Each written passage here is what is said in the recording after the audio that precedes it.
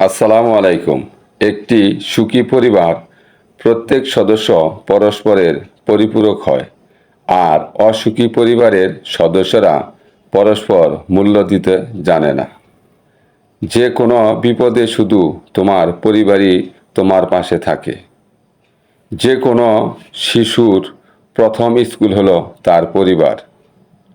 ভালোবাসার অপর নাম পরিবার।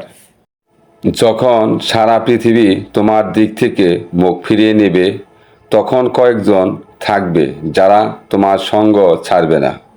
তোমার সব বিপদে তোমার সাহস যোগাবে। তারা হলো তোমার পরিবারের সদস্য। কে কতটা ধনী তা আপাতত ভাববে হয়তো তার ধন সম্পত্তির পরিমাণ দেখে বোঝা যায়, কিন্তু প্রকৃতপক্ষে সেই ধনী যার কাছে পরিবারের ভালোবাসার সম্পদ আছে।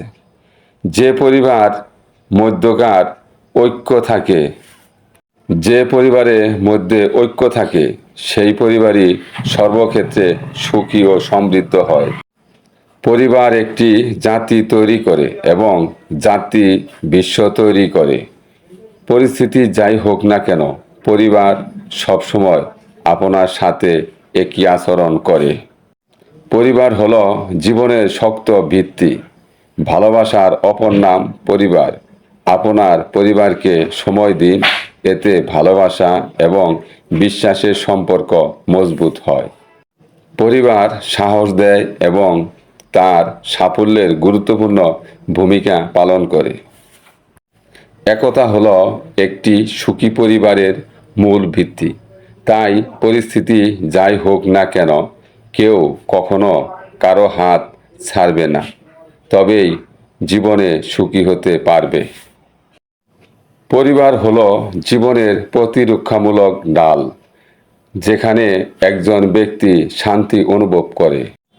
আপনার পরিবারকে ভালোবাসুন, তাদের সময় দিন এবং একে অপরের সেবা করুন।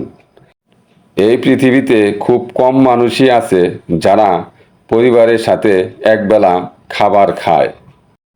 তোমার বাইরের জগতের প্রভাব যেন কখনোই তোমার পরিবারের সদস্যর উপর না আসে, তবেই তুমি জীবনে সুখী থাকতে পারবে।